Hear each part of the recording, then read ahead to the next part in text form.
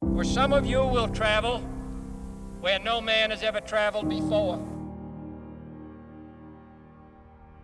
Some of you will fly the fastest planes that have ever been built.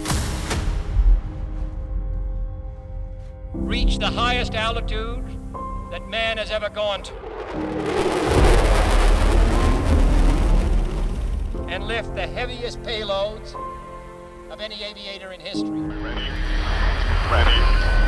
Lock. Sitting on a road all by yourself, I mean, you're in a supercharged Ferrari, put the pedal down to the metal, that doesn't even come close to what it's like to be in a 15. The new plane, the new bomb, the new missile, the new widget, we all want to be there. Being on the edge of unsafe, but still trying to be as safe as possible, while also bringing things to the absolute limit, to me is pretty exciting.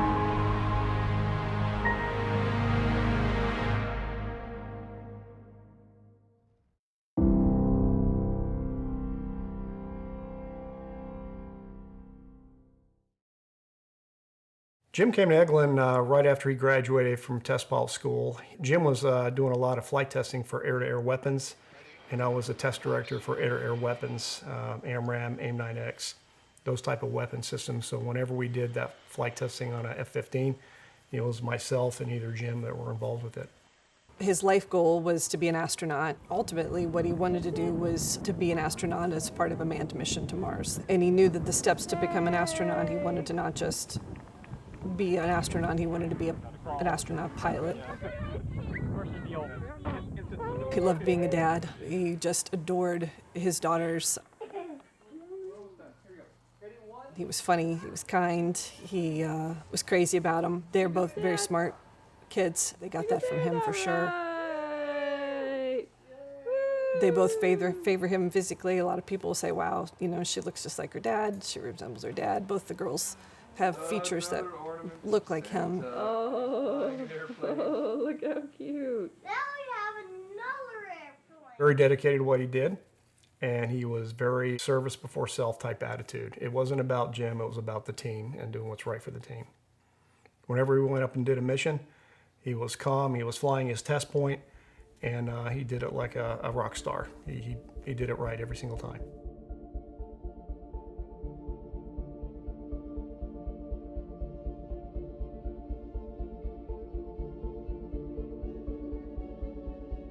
It was during a mission that they had tried to fly several times before. One of the profiles was to take it up to Mach 2 just to see how that speed would affect the AIM-9X. So when Jim was flying that mission, he was very much like you see here. He had no fuel tanks on it, and the reason he didn't have fuel tanks on it so he can gain the speeds that he needed to go to.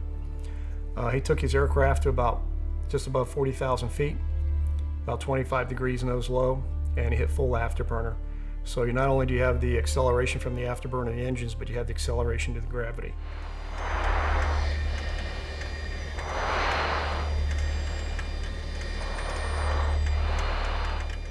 Later that morning, as I'm coming home from the commissary, I'm unloading groceries with the girls, and up the driveway comes the squadron commander, the medical guy, and the chaplain.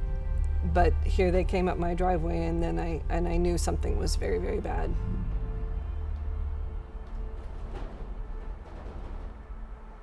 As he came down and went through the mid-20,000s, approximately about 24,000 feet, the leading edge of the F-15 vertical stabilizers are kind of a honeycomb composite. The leading edge of one of the vertical stabilizers snapped off. As a result, the airplane did a sharp yaw, and at those airspeeds, the airplane broke right after the cockpit. Once that happened, Jim's training came over, and he pulled the ejection handles and ejected into that very fast airstream. Get out, get out, get out. Bingo, fuel. Bingo, fuel, bingo. Over 10 left. What they told me was, there's been an accident and Jim is missing. And they were looking for him.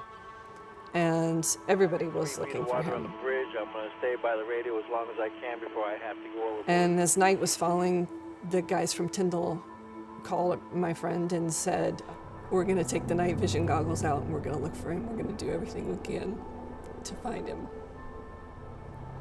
And they did. They weren't supposed to, but they did. Took the night vision goggles out and looked for him.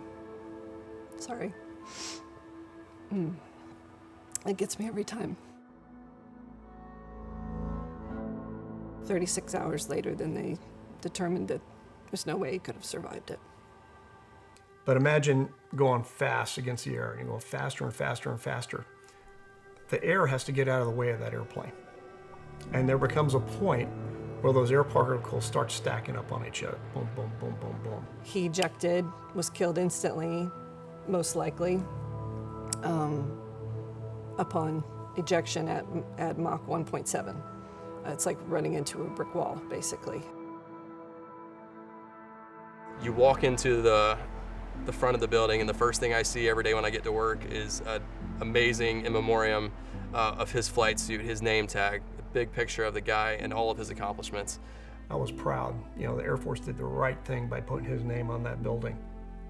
And when I walked into the foyer and saw his flight suit again, and then saw his call sign and his call sign patch crush, it just made me feel proud.